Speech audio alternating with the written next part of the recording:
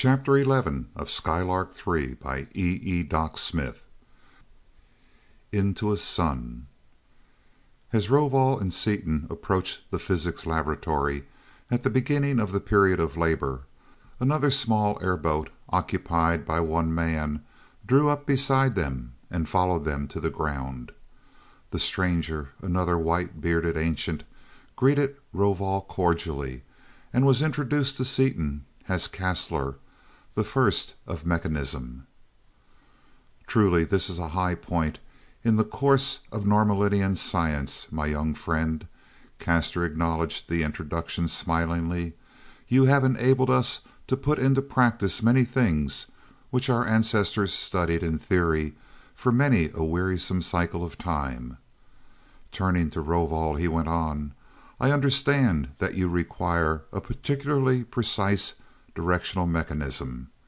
I know well that it must indeed be one of exceeding precision and delicacy, for the controls you yourself have built are able to hold upon any point, however moving, within the limits of our immediate solar system. We require controls 1,000,000 times as delicate as any I have constructed, said Rovol. Therefore, I have called your surpassing skill into cooperation. It is senseless for me to attempt a task in which I would be doomed to failure. We intend to send out a fifth-order projection, something none of our ancestors ever dreamed of, which, with its inconceivable velocity of propagation, will enable us to explore any region in the galaxy as quickly as we now visit our closest sister planet. Knowing the dimensions of this, our galaxy, you can readily understand the exact degree of precision required to hold upon a point at its outermost edge. Truly a problem worthy of a man's brain, Castler replied after a moment's thought. Those small circles, pointing to the 40-foot hour and declination circles, which Seaton had thought the ultimate in precise measurement of angular magnitudes, are of course useless. I shall have to construct large and accurate circles, and in order to produce the slow and fast motions of the required nature, without creep, slip, play, or backlash, I shall require a pure torque, capable of being increased by infinitesimal increments. Pure torque. He thought deeply for a time, then went on. No gear train or chain mechanism can be built of sufficient tightness, since in any mechanism there is some freedom of motion, however slight, and for this purpose the director must have no freedom of motion whatever. We must have a pure torque, and the only possible force answering our requirement is the 467th band of the fourth order. I shall therefore be compelled to develop that band. The director must of course have a full equatorial mounting, with circles some 250 feet in diameter. Must your projector tube be longer than that for correct design? That length will be ample. The mounting must be capable of rotation through the full circle of arc in either plane, and must be driven in precisely the motion required to neutralize the motion of our planet, which, as you know, is somewhat irregular. Additional fast and slow motions must, of course, be provided to rotate the mechanism upon each graduated circle at will of the operator. It is my idea to make the outer supporting tube quite large, so that you will have full freedom with your inner or projector tube proper. It seems to me that dimensions X37, B42, J867 would perhaps be as good as any. Perfectly satisfactory. You have the apparatus well in mind. These things will consume some time. How soon will you require this mechanism? Asked Castler. We also have much to do. 2 periods of labor, let us say, or if you require them, 3.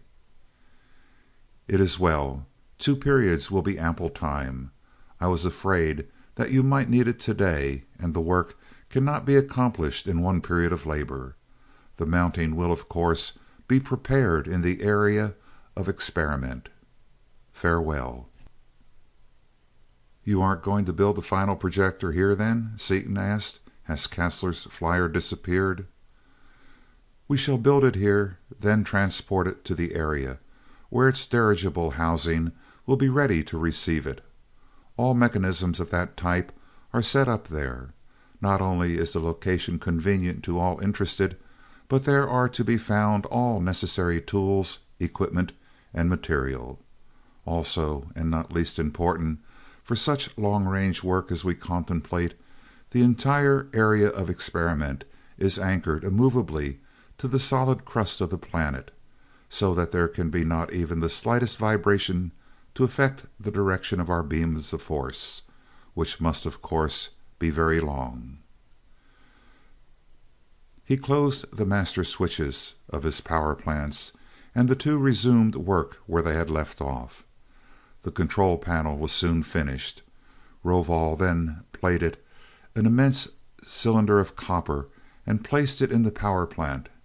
He next set up an entirely new system of refractory relief points, and installed additional ground rods, sealed through the floor and extending deep into the ground below, explaining as he worked.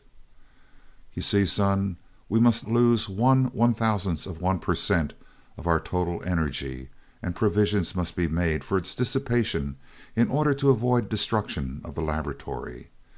These air gap resistances are the simplest means of disposing of the wasted power."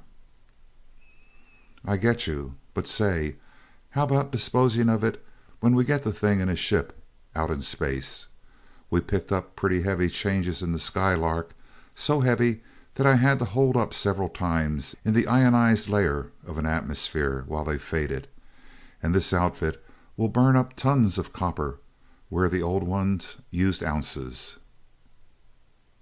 In the projected space vessel we shall install converters to utilize all the energy, so that there will be no loss whatever. Since such converters must be designed and built especially for each installation, and since they require a high degree of precision, it is not worth while to construct them for a purely temporary mechanism such as this one."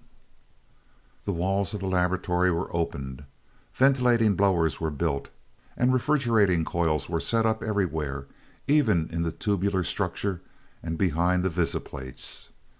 After assuring themselves that everything combustible had been removed, the two scientists put on under their helmets goggles whose protecting lenses could be built up to any desired thickness. Rovol then threw a switch, and a hemisphere of flaming golden radiance surrounded the laboratory and extended for miles upon all sides. "I get most of the stuff you've pulled so far, but why such a light?" asked Seaton. "As a warning. This entire area will be filled with dangerous frequencies, and that light is a warning for all uninsulated persons to give our theater of operations a wide berth." "I see. What next?" "All that remains to be done is to take our lens material and go," replied Rovol, as he took from a cupboard the largest phaeton that Seaton had ever seen. "Oh, that's what you're going to use. You know, I've been wondering about that stuff. I took one back with me to the Earth to experiment on. I gave it everything I could think of and couldn't touch it. I couldn't even make it change its temperature. What is it, anyway?" "It's not matter at all in the ordinary sense of the word. It is almost pure crystallized energy. You have, of course, noticed that it looks transparent, but that it is not. You cannot see into the substance a millionth of a micron, the illusion of transparency being purely a surface phenomena and peculiar to this one form of substance. I have told you that the ether is a fourth-order substance. This also is a fourth-order substance, but it is crystalline, whereas the ether is probably fluid and amorphous. You might call this phaeton crystallized ether without being far wrong. but it should weigh tons, and it is hardly heavier than air. Or no, wait a minute. Gravitation is also a fourth-order phenomenon, so it might not weigh anything at all, but it would have terrific mass.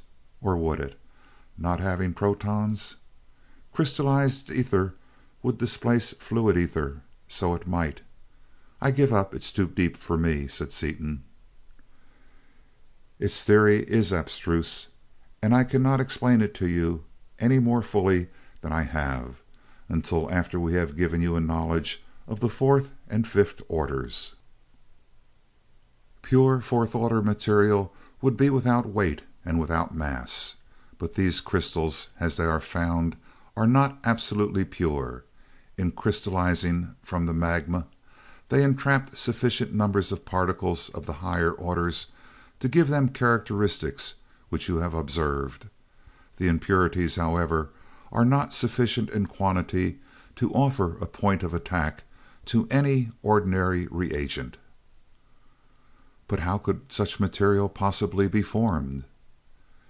It could be formed only in some gigantic cosmic body, as this, our green system, formed incalculable ages ago, when all the mass comprising it existed as one colossal sun. Picture for yourself the condition in the center of that sun. It has attained the theoretical maximum temperature of 70 million of your centigrade degrees. The electrons have been stripped from the protons until the entire central core is one solid ball of neutronium, and can be compressed no more without destruction of the protons themselves. Still the pressure increases. The temperature, already at the theoretical maximum, can no longer increase. What happens? Disruption. Precisely. And just at the instant of disruption, during the very instant of generation of the frightful forces that are to hurl suns, planets, and satellites millions of miles out into space, in that instant of time, as a result of those unimaginable temperatures and pressures, the phaedon comes into being. It can be formed only by the absolute maximum of temperature, and at a pressure which can exist only momentarily, even in the largest conceivable masses. Then how can you make a lens of it? It must be impossible to work it in any way. It cannot be worked in any ordinary way, but we shall take this crystal into the depths of that white dwarf star, into a region in which obtain pressures and temperatures only less than those given its birth. There we shall play forces upon it, which, under those conditions, will be able to work it quite readily. I want to see that. Let's go. They seated themselves at the panels, and Rovol began to manipulate keys, levers, and dials.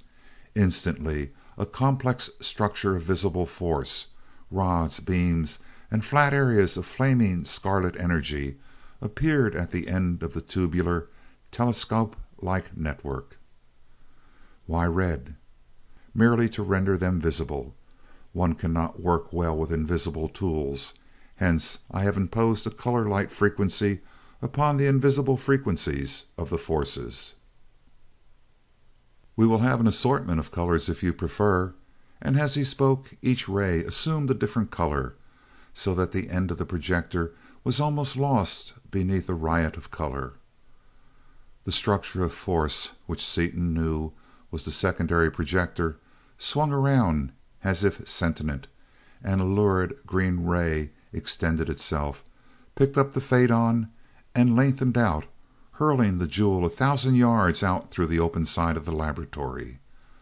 Rovol moved more controls, and the structure again righted itself, swinging back into perfect alignment with the tube, and carrying the phaedon upon its extremity 1,000 yards beyond the roof of the laboratory.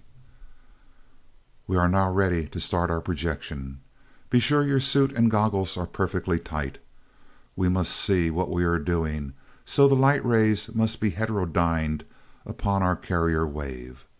Therefore the laboratory and all its neighborhood will be flooded with dangerous frequencies from the sun we are to visit, as well as with those from our own generators. "Okay, Chief. All tight here. You say it's 10 light years to that star. How long is it going to take us to get there?" "About 10 minutes. We could travel that far in less than 10 seconds but for the fact that we must take the Phaedon with us. Slight as is its mass, it will require much energy in its acceleration. Our projections, of course, have no mass and will require only the energy of propagation." Rovol flicked a finger.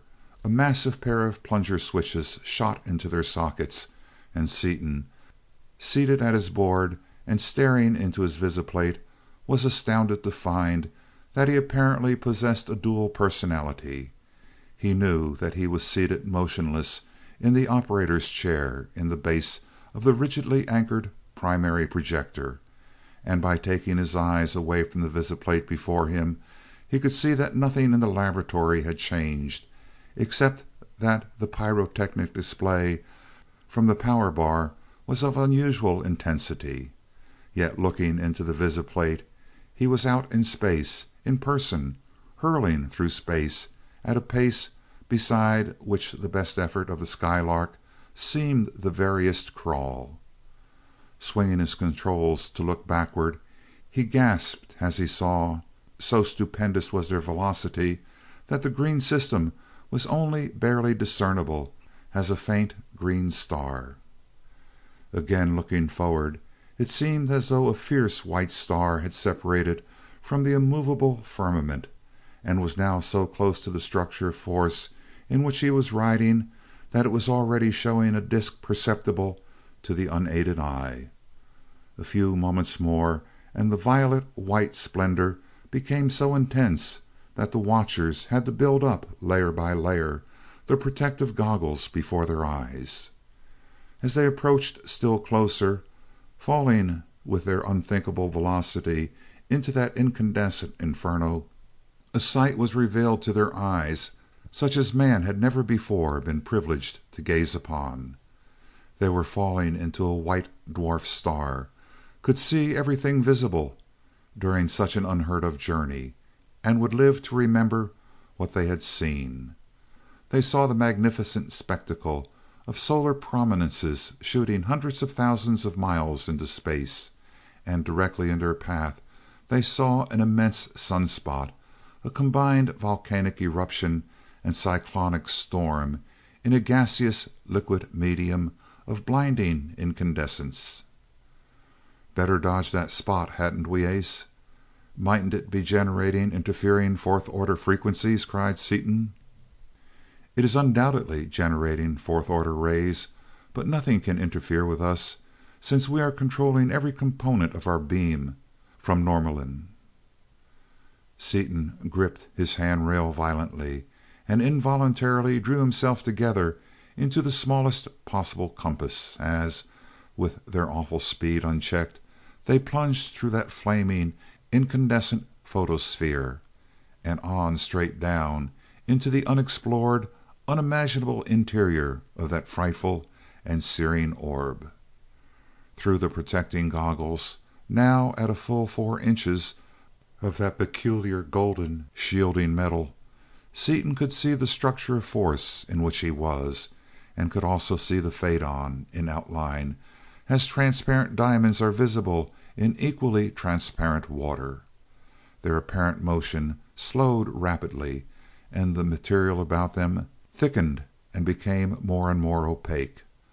The Phaedon drew back toward them until it was actually touching the projector, and eddy currents and stria became visible in the mass about them as their progress grew slower and slower. "'Smatter? Something gone screwy?" demanded Seaton. "Not at all. Everything is working perfectly. The substance is now so dense that it is becoming opaque to rays of the fourth order, so that we are now partially displacing the medium instead of moving through it without friction. At the point where we can barely see to work, that is, when the fourth order rays will be so retarded that they can no longer carry the heterodyned light waves without complete distortion, we shall stop automatically, as the material at that depth will have the required density to refract the fifth-order rays to the correct degree. "How can our foundations stand it?" asked Seaton. "This stuff must be 100 times as dense as platinum already, and we must be pushing a horrible load in going through it. We are exerting no force whatever upon our foundations nor upon Norlamin. The force is transmitted without loss from the power plant in our laboratory to this secondary projector here inside the star, where it is liberated in the correct band to pull us through the mass, using all the mass ahead of us as anchorage. When we wish to return, we simply change the pull into a push. Ah, we are now at a standstill. Now comes the most important moment of the entire project." All apparent motion had ceased, and Seaton could see, only dimly, the outlines of the faidon, now directly before his eyes. The structure of force slowly wrapped around until its front portion held the faidon as in a vise. Rovol pressed the lever, and behind them in the laboratory 4 enormous plunger switches drove home. A plane of pure energy, flaming radiantly even in the indescribable incandescence of the core of that seething star, bisected the faidon neatly, and 10 gigantic beams, 5 on each half of the jewel, rapidly molded 2 sections of a geometrically perfect hollow lens. The 2 sections were then brought together by the closing of the jaws of the mighty vise, their edges in exact alignment. Instantly the plane and the beams of energy became transformed into 2 terrific opposing tubes of force, vibrant, glowing tubes, whose edges in contact coincided with the almost invisible seam between the 2 halves of the lens. Like a welding arc raised to the nth power, these 2 immeasurable and irresistible forces met exactly in opposition, a meeting of such incredible violence that seismic disturbances occurred throughout the entire mass of that dense violet white star. Sunspots of unprecedented size appeared, prominences erupted to hundreds of times their normal distances, and although the 2 scientists deep in the core of that tormented star were unaware of what was happening upon its surface, convulsion after titanic convulsion racked the mighty globe, and enormous masses of molten and gaseous material were riven from it and hurled far out into space, masses which would in time become planets of that youthful and turbulent luminary. Seaton felt his air supply grow hot. Suddenly it became icy cold, and knowing that Rovol had energized the refrigerator system, Seaton turned away from the fascinating welding operation for a quick look around the laboratory. As he did so he realized Rovol's vast knowledge and understood the reason for the new system of relief points and ground rods, as well as the necessity for the all-embracing scheme of refrigeration. Even through the practically opaque goggles he could see that the laboratory was one mass of genuine lightning, not only from the relief points but from every metallic corner and protuberance. The pent-up losses from the disintegrating bar were hurling themselves upon the flaring, blue-white, rapidly volatilizing ground rods, and the very air of the room, renewed second by second though it was by the powerful blowers, was beginning to take on the pearly luster of the highly ionized corona. The bar was plainly visible, a scintillating demon of pure violet radiance, and a momentary spasm of fear seized him as he saw how rapidly that great mass of copper was shrinking. Fear that their power would be exhausted with their task still uncompleted. But the calculations of the aged physicist had been accurate. The lens was completed with some hundreds of pounds of copper to spare, and that geometrical form, with its precious content of semi-neutronium, was following the secondary projector back toward the green system. Rovol left his seat, discarded his armor, and signaled Seaton to do the same. "I've got to hand it to you, Ace.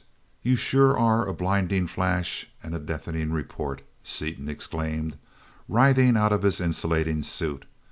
"I feel as though I had been pulled halfway through a knothole and riveted over on both ends. How big a lens did you make, anyway? Looked as though it would hold a couple of liters, maybe 3. "Its contents are almost exactly 3 liters." 7.5 million kilograms. Say 8,000 tons. Some mass, I'd say, to put into a gallon jug. Of course, being inside the faidon, it won't have any weight, but it'll have its full quota of inertia. That's why you're taking so long to bring it in, of course. Yes, the projector will now bring it here into the laboratory without any further attention from us. The period of labor is about to end, and tomorrow we shall find the lens awaiting us when we arrive to begin work. How about cooling it off? It had a temperature of something like 40 million degrees centigrade before you started working on it, and when you got done with it, it was hot. You're forgetting again, son.